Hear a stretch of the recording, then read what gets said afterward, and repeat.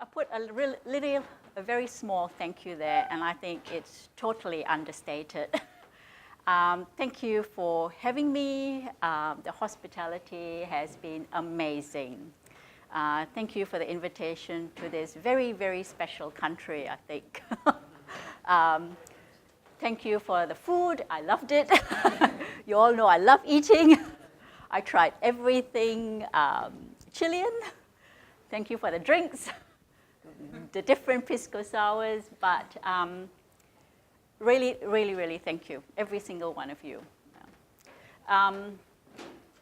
My full name is Anuradha. I'm Indian, obviously, in background. It was given to me by my grandfather. I'm Anu to everyone, and so please, Anu.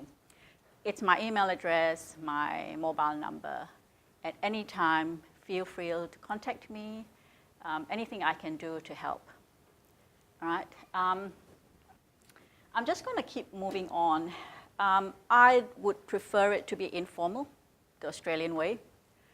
So I'm happy for people to stop me at any time and ask. This is the sort of stuff that I do. Right? My main role is at the university, but being part of the academic, we get involved in a lot of other work. So I'm on the faculty committee for teaching and learning. I helped with the working group for professional development. There's all sorts of things going on in university. I have a fairly large role at the Australian Dental Council, which I do accreditation, and I help out as an examiner for the Dental Council, and I also help out with the assessments for the Dental Council, and that's for overseas trained dentists. And then we've got the licensing board called APRA, which provides the license for all health professionals. And as a dental academic, you go out and you assess dentists who do not the right thing. Right? So I do some of that work as well. I'm here to do this. Okay. Yep. It's national, so it's your Australian Health Practitioner Registry.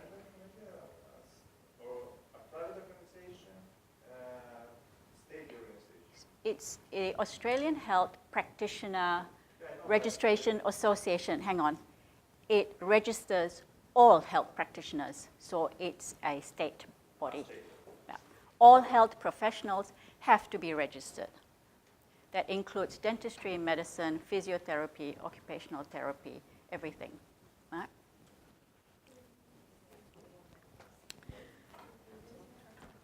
Sorry, any other questions? No? Yep. Please feel free to ask. That's what I'm here to do today. From what I've observed and what I've spoken to every one of you, you've all improved your English, and I have not improved my Spanish. Not fair. As a result, what I'm presenting is my observation spoken with you. If I've misinterpreted things, feel free to put your hand up, all right? But this is my humble trying to understand what we're trying to do. We're trying to help Antonio. We're trying to help all of you make this school really, really good. So I looked mainly at the assessments, the way you're running your curriculum, and to establish some sort of mutual collaboration. And I think that was another big role of what I'm here for. There are fantastic academics here. Your school is amazing. I have, and I would not if I didn't think you were, I've already put a few of your academics in touch with others, okay? So that you can do some collaborative work. If you're interested in anything, if you know what your topics are, please come and speak to me. I'm more than happy to promote this school because it's quite a good school. It's amazing academic staff. I think you should be very proud of this school. I'm just going to go on to the profile of what your school is. This is what I got from all of you. Okay. And I think it's really important to realize that you're performing their profession in a responsible and committed form to the community. That's what you're graduating. You're graduating dentists who are committed, who are responsible, and are going to be safe practitioners. The rest of it, you know, it's part of it, but that's the part that I look for at the end of the day, the big picture. So my assessment, facility, I think you're so lucky to be located where you're located. The beach, Valparaíso, beautiful place.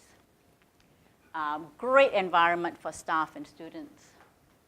You've got many venues that at the moment accommodates your students.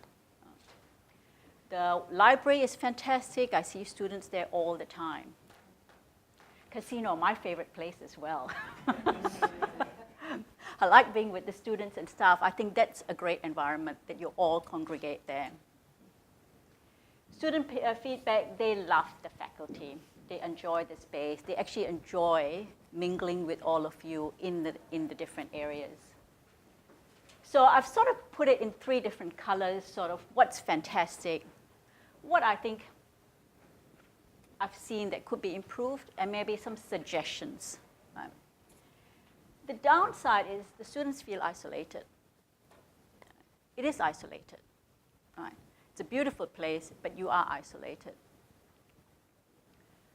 There is some attempt to interact with other professions. And I think you get dental assisting students that come on rotation. It's fantastic. Okay? It gets the students to see how others work. It's really important because they're quite isolated. And you become too insular. My thing is when I needed to go somewhere to work with someone, we're sort of looking around for some space. It would be nice for staff to have some space to have the computer to do some work. Okay, so if that's possible, it creates an environment where you feel part of the university. You should be proud of this. You feel part of the family by having some space here. So my suggestion, explore interaction with other health professionals. You can do this in many ways. You can get guest lecturers. You can get physiotherapy, for example. I know some of you are already working with physiotherapists. There's nursing, there's medicine, you know. Try to get involved with health promotion. You need to be able to work with other professions to promote our own profession. And it widens the view of dentistry and the students that come out. They're not going to be dentistry. It has to be able, when they go out, they need to promote this. They need to promote this with other professions, right? To tag on and to share it. And you can start very slowly, just with guest lecturers, getting them to go over to other areas. And I think that will help. Like I said, I'm very, very humbled to be here. You've got amazing, amazing academic staff level, highly dedicated and highly committed. They really create a sense of community. I mean, I walk around and it's fantastic, the groups. And the open door policy for students. Students have actually said to me they can come up and ask anytime, any questions. Again, it's a fantastic ability for your school. And also what you're really lucky, and that's with a lot of the schools that I've done accreditation, your staff that teach into the specialist disciplines are specialists. Another tick for y'all. And significant number of highly qualified academic staff, both full-time and part-time. And here comes the but. The discrepancy in full-time to part-time. Huge number of part-time staff. This is my feeling and my opinion. When you're a part-time staff, you don't feel part of the school. You have to have a significant amount of commitment to the school. This is my school. I should be proud of it. I'm contributing to the school. And a lot of you already have it. The full-time staff, yes. Part-time, I'm just sounding it out. You may want to look at that. At least, I think in your case, it's, we think half-time is the minimum. And half-time for us is, we say 0.5, which is 2.5 days to 3 days. 3 days is probably ideal. And then you have a sense of commitment, a sense of responsibility, and that's what I'm saying. You might want to look at that, okay? And that's the thing. You need to keep a level of standard. When you have part-timers coming in for one session, it's hard to calibrate and keep that standard even amongst all the academic staff, I find. So implementing some form of calibrating system or really reviewing the number of part-time staff. The calibrating system needs to be there anyway, regardless. You have to be able to calibrate all your staff. I think you all are doing an amazing job as it is. I mean, I saw some of your assessments, and you all did it differently. I'm looking at, yeah, but you did it beautifully, and it was very well standardized. But it has to be constantly done. But review the number of part-time staff is what I think should be looked at. General dentist. I'm a general dentist. I have a fairly big role in where I teach. I take my students from first year to second year to the clinics, and I examine my third year students, and I'm part of my fourth year students. I'm there every step of the way. What it shows students is I'm not lost and forgotten. It also shows that we're all part of the team. We're all integrating. We're all examining the same thing. We are the ones in the clinics that screen the patients with the student, treatment plan the patient with the student, and then the student does the treatment. If they need the different specialties, they go to the different specialties. But they still come back to me for the full treatment. Because, if you remember, you're graduating general dentists. And that was what your profile of your school said, taking it out from your school. You might want to look at that. You have amazing specialists. That's not the issue. But good general dentists is what's lacking. I was a good general dentist. I was very happy to be one.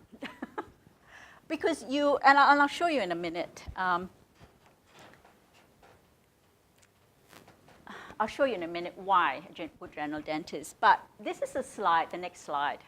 I've stolen off a professor of mine. And this is just before I go into my next, which is teaching. I think some of you have showed it to you.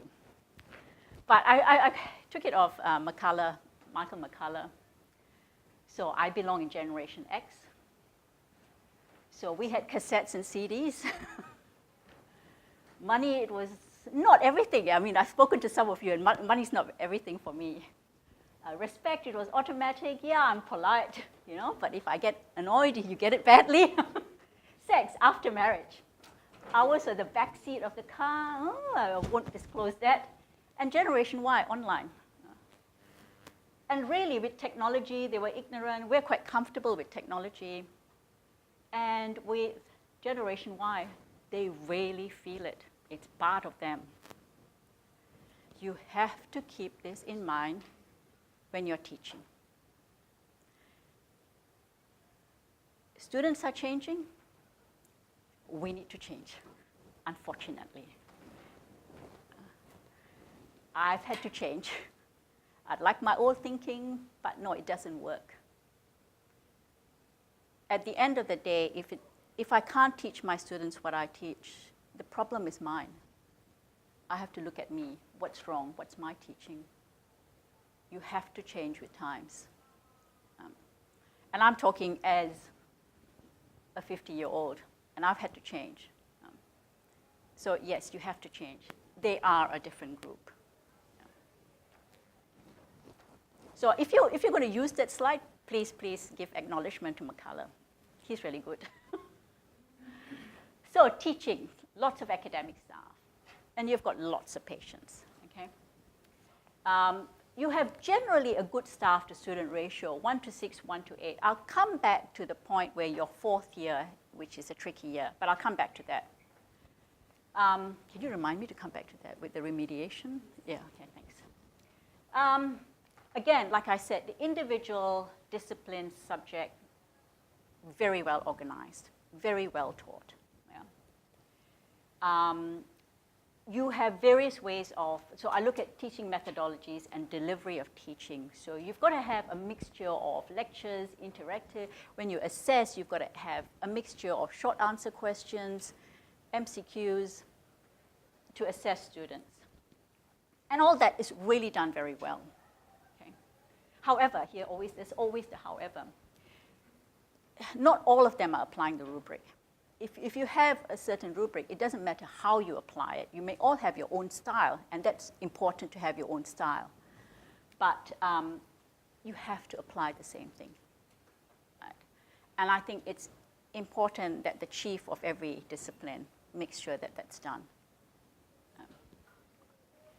And I think that should be that needs to be continued to be used, but it also, you need to continue to review your rubric every time, just to see if it's being updated.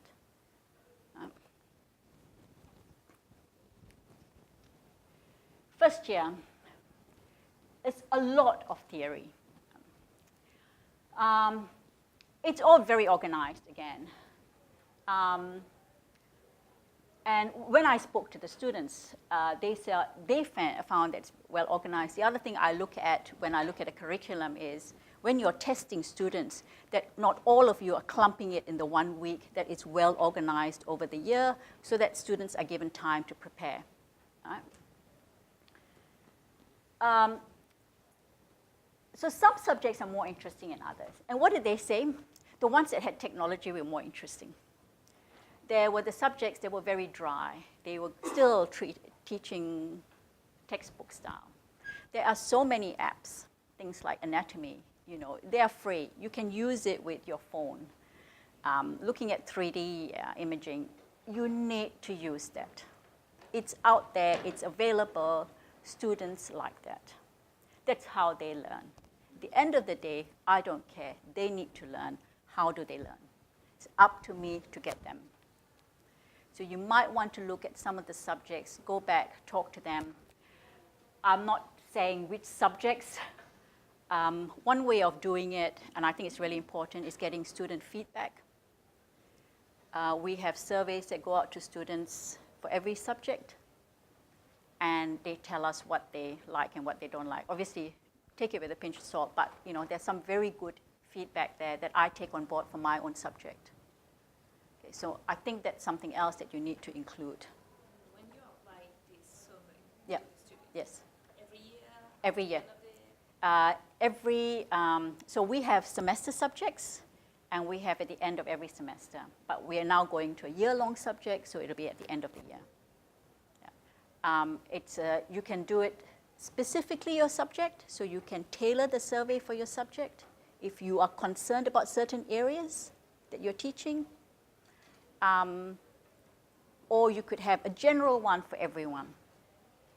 And that's what we have. We have a general one organized by the university that is sent out to students. I think that's a very good idea. Okay. So one of the things they said to me is they would like to have some manual dexterity classes in first year. That's not a bad thing. You have a lot of dexterity classes in your second year, a lot. Yeah? By putting some of those dexterity classes in your first year, it could be second semester, what it's doing is it's getting students to have a feel with their hands. And I get about 10 students within the first week saying, I hate it. I don't like using my hands. And they leave. You don't want those students to continue and struggle and then never be happy. So it's doing two things. You are screening some of the students away, but it's also helping you. Two things. Helping you, if the students are struggling in manual dexterity in their first year, you already know they are going to be struggling. And if they wish to pursue in their second year, you know who's struggling. For me, that's really important. As soon as I know who's struggling, I pull them out and I give them extra classes. I have to prove to the university that I have given them a second chance and a third chance. I give them extra classes. And we do this throughout the profession. So if they go into the clinics, before they go into the clinics, I'll tell the clinical person, these are the students who are poor. They have a name list. They watch them carefully. At any time they need extra sessions, they put them back into the pre-clinics. Right? And you're doing this from the beginning. So you don't get to the point where you had your fourth year and you had a whole chunk of people that were, hopefully. Right. But when you give this remediation, it's not going, just go and do it. You have to be there, some sort of supervision, some sort of guideline, some sort of criteria that you apply to them. Something that you can think about because you have the capacity to do it. You've got a lot of capacity to do it. Are these extra classes part of the degree or it's extracurricular? It's extracurricular. So I'll pull them out, and I know what they're poor in, and I give them a set number of tasks to do. So they might be good at cavity preparation, but poor at restorations. I'll make them do several restorations. It might be the other way, or they might be in both. Right. So they will be given a set task and set criteria. Okay. The other thing that students want to feel like dentists. It gives them an idea of what dentistry is. And my students love it. They already feel the enthusiasm. The one thing I find with the first years is a little bit down. They don't have that enthusiasm. And you're doing a lot of manual dexterity. You can move that into first year, which just gives you a little bit more. And again, a lot of very nice manual dexterity classes being taught in your pre-clinics. Some of it I might steal.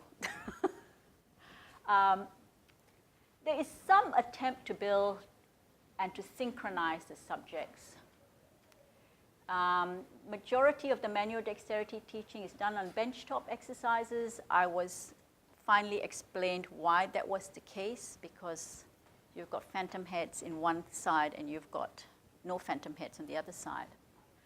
I mean, one way of getting around that is rotating your students just in the phantom heads. You have phantom heads, and that's what we do. We rotate students in 3 groups or 4 groups.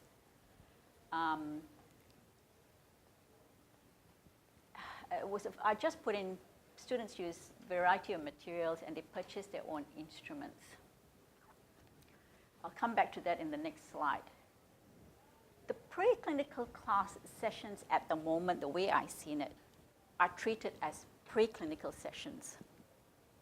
But they're not preparing the students for the clinics. It should be preparing the students for the clinics in every aspect.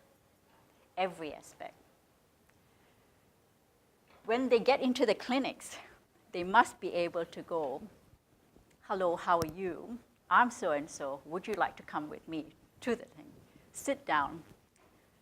What can I do for you today in Australian terms? And what was that? Communication, isn't it?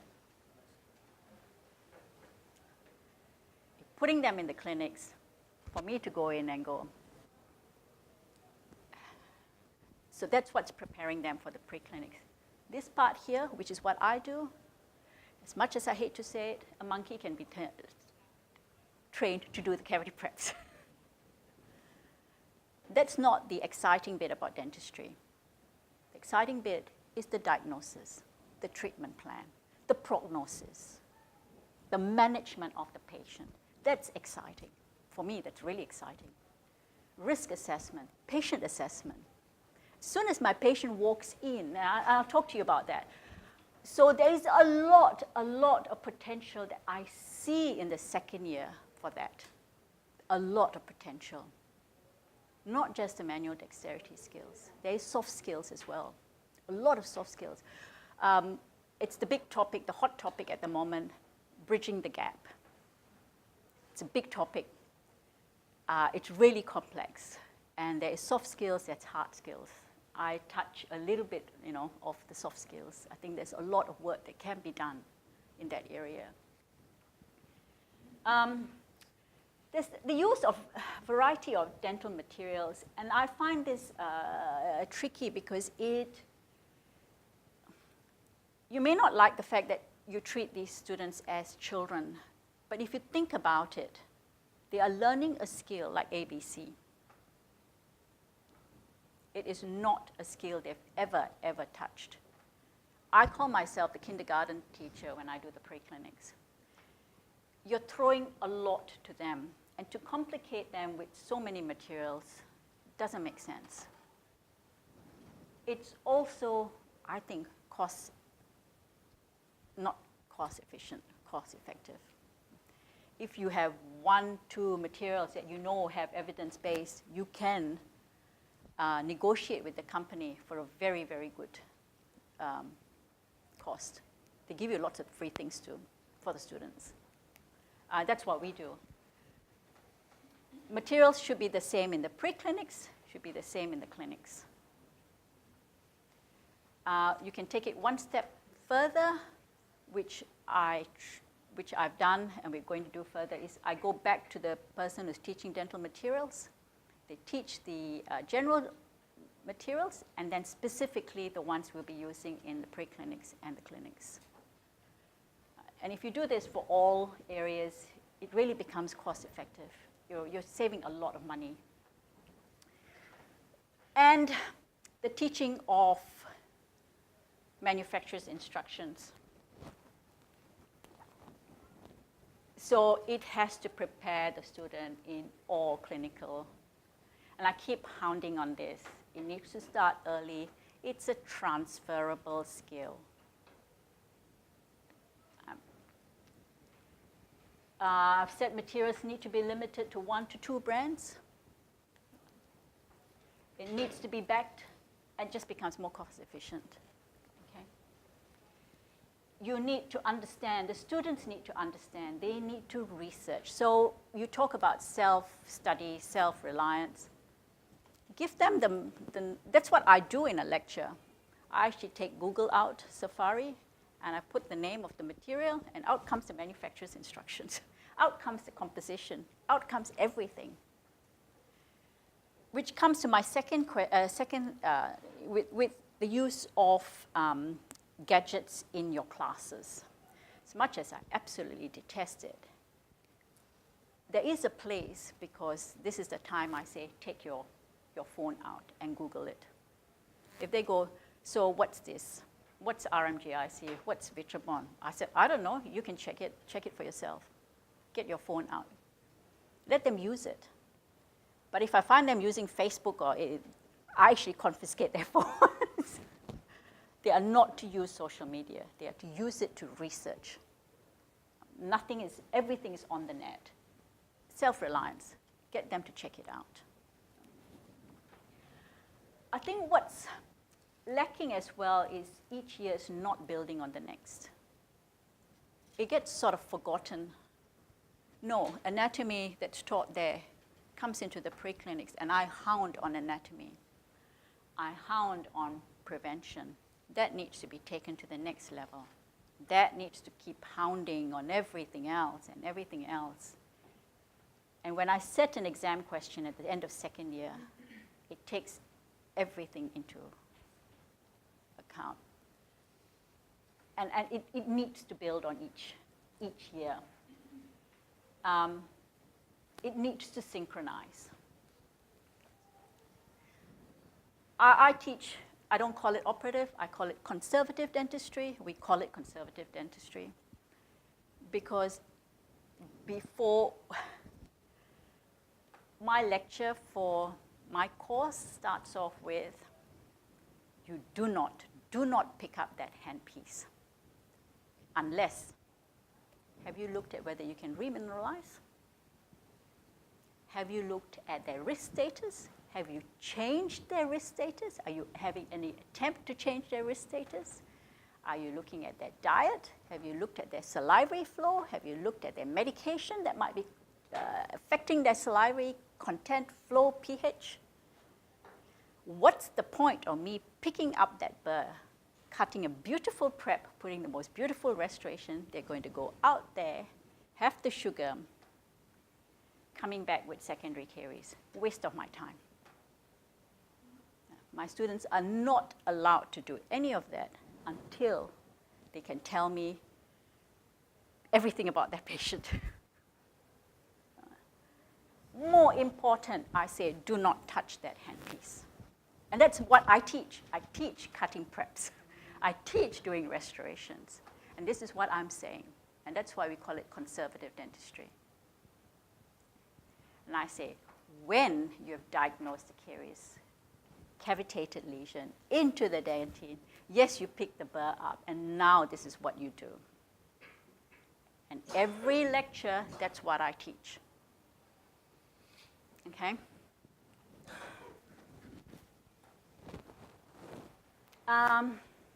Again, very well organized. Prevention, periodontally, very well. These topics, actually, they all seem to build quite nicely on each other. I put that up. I put a question mark. For us, it is an ethical issue where you work on each other. You could explore looking at options to root plane or scale, using the hand instruments, using models and phantom heads. I've spoken with you all, but there are models with fake calculus that you can paint on the teeth. They're quite expensive. The bottle is quite expensive, and once you open the bottle, that's it. You've got to throw it away. So our other option is to get some nail polish and paint it. A couple of layers and scrape off the nail polish. So take the gingiva off, paint the teeth, and you have the same model that you use. It's just a suggestion. Something you can try it out, and yeah. The other thing is local anesthesia. We have issues with consent. Students will say, no, you cannot work on me. So what we do, and same with my models, the models that we work on, I get different companies to bring in their different models, and we lay it out in the clinics or pre-clinics, and I send an email to all staff. The models are here for 2 weeks in this place. Go have a play with it. Tell me what you all think of it. If everyone thinks, oh, the model from here is really good, and they think they can use it, and I can use it, LA models, I start in the pre-clinics. So they talk to me about the patient, they go and give the LA, and then they cut their tooth. Again, before all that, I'll ask them if they've thought about prevention, blah, blah, blah, blah. Always, always, always banging on about it. And I'll tell you why I keep banging on about it. Because it's not about that. It's not about teeth. No? It is about that. It's about the child that grows to be the teenagers there. They are my kids, my husband. And my father, he's 83. I've got in-laws who are 85. He's got almost all his teeth. It's nothing better than having your natural teeth.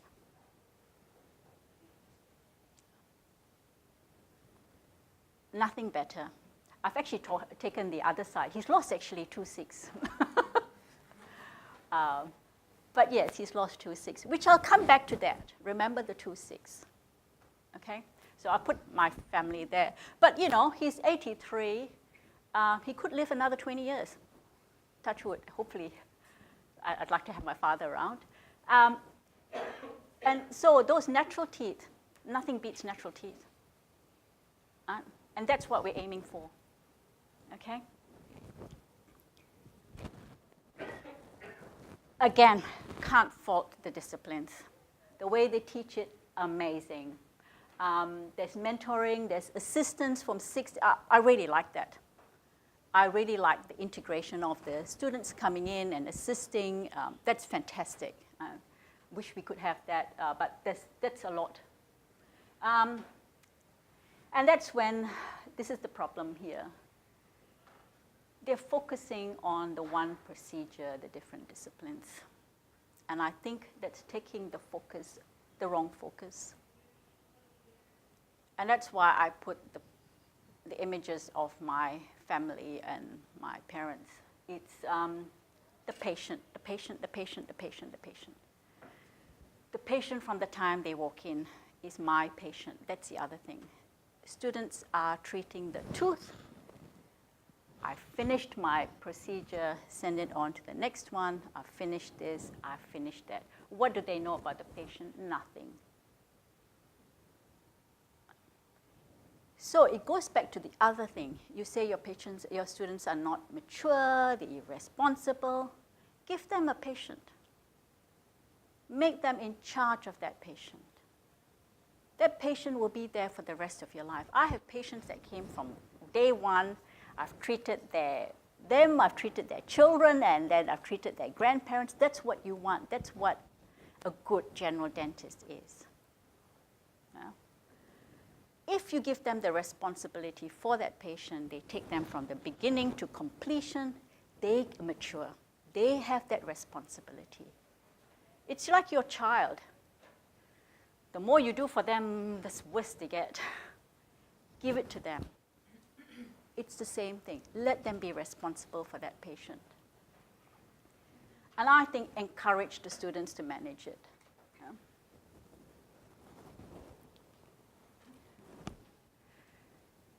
And it goes back to that whole attitude, maturity, responsibility. This was something a bit troubling me, the multiple records for each patient, for each discipline. I see it as a legal issue. You need one record, that's it. I do the radiographs with my student. I do the charting. I might do an initial periodontal chart. I will then do a complete examination. I will do a diagnosis. I will do a prognosis. I will do a risk assessment. And then I'll do a review whether it's a short-term or a long-term treatment plan. There's always 2 treatment plans. And that needs to be signed off. I'll get the student to treat as much as they can. If it's a tricky, the patient needs an endodontic treatment, we take it into the endo discipline. Do it. Bring the patient back. Keep treating the patient. Keep hounding the prevention. Keep hounding, have they brushed? Keep hounding, hounding, hounding. And that's the only way. And then the other, with the patient being taken and thrown to, and you're repeating the examination, you're repeating the treatment plan for the different disciplines, the patients are getting sick and tired of it. They don't want to come back. People are complaining that the patients don't want to come back. I don't want to come back. If I was the patient, you know, you're throwing me here, you're throwing me there, you just want this particular thing done, which comes back to my minimum requirement. I challenge you all to get that removed. Remove it. That would be probably a big challenge. Treat the patient as a whole. It's not about the numbers, it's about the quality. Quality of treating, managing the patient. I even don't like the word treating. It's managing the patient and managing their oral disease, oral health. Yeah. So forget about the credit points. Someone can do 5, 10 crowns and can still come out and do a bad crown. But if you, from beginning to end, you get at least 2 good crowns, I guarantee you that's a better outcome than having someone doing 10 crowns. When I talk to the students, you know, I have to do so many crowns. I have to do so many. And I think a lot of that treatment is not required. Not in this day and time. Not at all.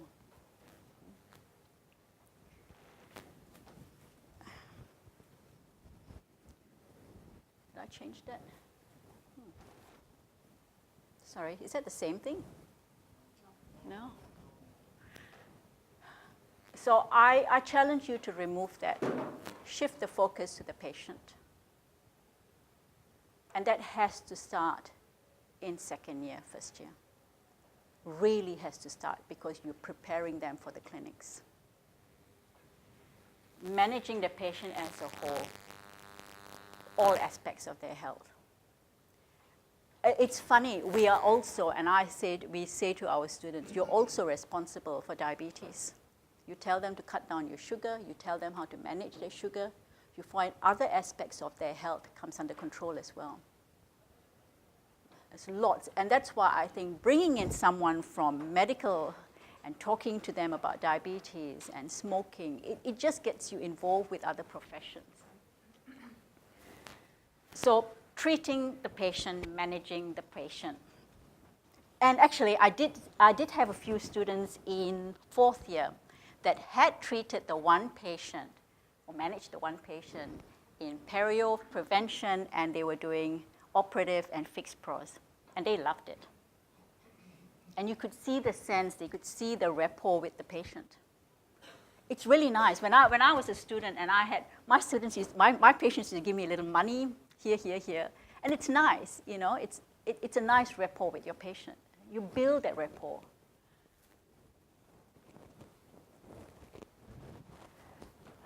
Yeah, you don't have to wait for your electronic records. You start now. All you need to do is collect all the records, one record. No multiple records. Totally unnecessary. There is no need to take radiographs again and again. It is an ethical issue, huge ethical issue. That's what it should include. It should have an examination, not of the teeth, not of the mouth, of everything.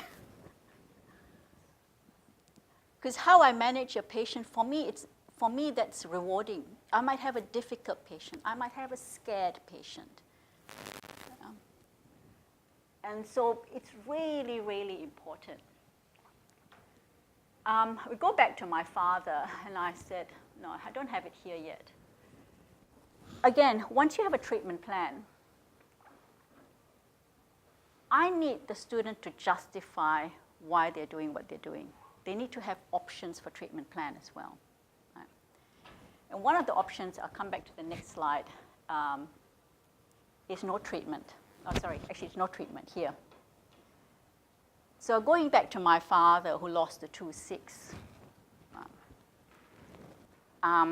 So a patient comes in to you, say she's 66, and she goes, I want the 2/6 edentulous space restored. Right. What's your next? What do you want to do? Maybe not. But why? My next question is, why do you want to have it done? Right.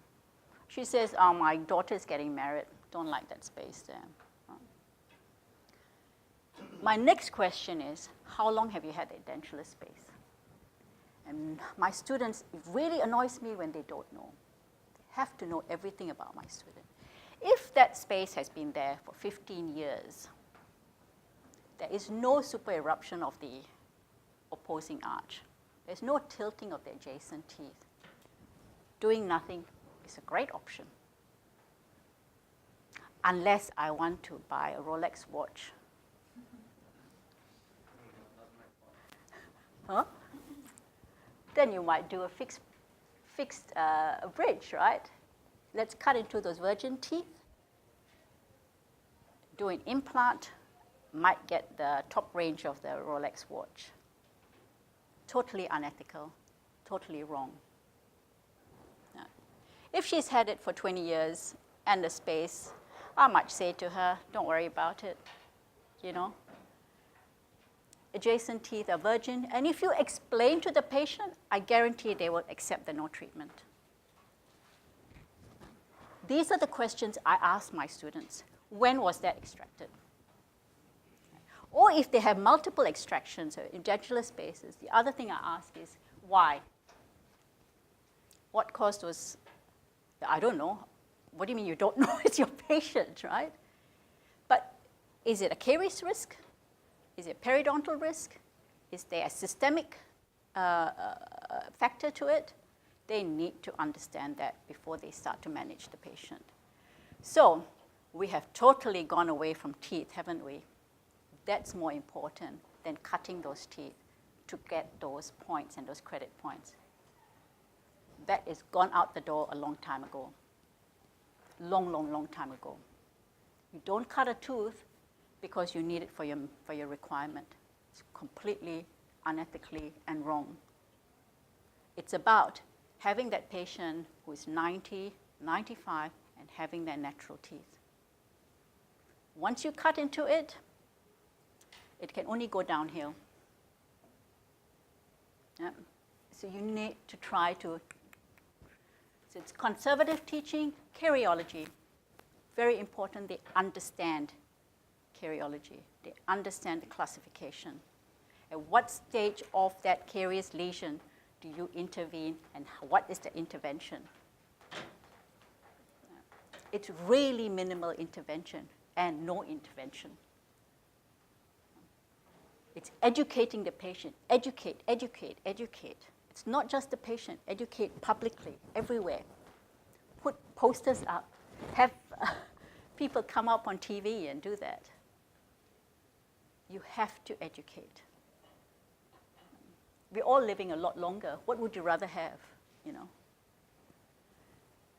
They need to be taught to review literature. That's another thing. I mean, cutting teeth, like I said, first year, it's a waste of, I mean, you don't need a lot of brains for it. You can just sit there and cut some teeth. Get them to start to review literature at that stage. Looking at materials, you know, why are you cutting this? Ask them to go. Why review literature? What's the good literature out there? What's the bad literature? They need to learn to do this. One article, that's all you need to do first year. Another article in second year. Just get them to learn to do it. There's so much you can do in first and second year to get them thinking. So, you know, it's easy to say they're difficult, they want things instantly, and, well, give it to them. Say, here's a literature. Go and look it up. Here, that's instant. Google it, it is instant. But now work on it and tell me what you think of it. Yeah. So there's a lot you can do. Remediation. This is completely off the topic. I don't think, remediation means giving students extra sessions, and I think I talked about it, yeah. Something to think about. I think at the end of the day, it helps us a lot. It cuts down the work at the end of the day. Maybe you could have reduced the number of fails, maybe, I don't know, for that fourth year. But remediation is a big part of picking up what they really don't know and trying to help them out with those areas. Okay, this is my last slide. I have a problem with infection control. I am very, very, very picky about infection control. My infection control starts at the door. I mean, you all have these fantastic, actually, one thing I'd like to take away from you all is the scrubs that you all have and the hair caps, which is a great idea. But no one protects their eyes. Have you ever heard of a one-eyed dentist? No, there's no such thing because you can't see depth with one eye. If you lose your eyes, it's gone. My students are not allowed into the clinic without protective glasses. And same with the patients. And you need to hound on this as well. Some people are better at it, I see in the clinics, and others are not, but you all have to have a consistent standard. Again, it starts in the pre-clinics with me. There are people with their gloves and they're putting their hand into their mobile phone and taking it out and, and they're taking all this back home, you know. There has to be stronger infection control, but that's because that's my area again. There was this bit here. I put it up there, but I think that was an unusual, I'm not sure how you manage something like this, but I think these things can't be helped, isn't it? They just happen, and you manage it at that point in time. So I'm not sure how you manage this thing, but I've just put it up because it was feedback from some staff. We have a protocol. Okay, all right, okay, good. So I just put it up there. But 3 main areas. Get rid of the minimum requirement. Actually, I shouldn't have used the word treating the patient. It's really managing the patient as a whole. And just look at how you can assist students by remediation. So that's my presentation. Thank you. And I'm happy to take any questions if I've, yeah. Oh, thanks.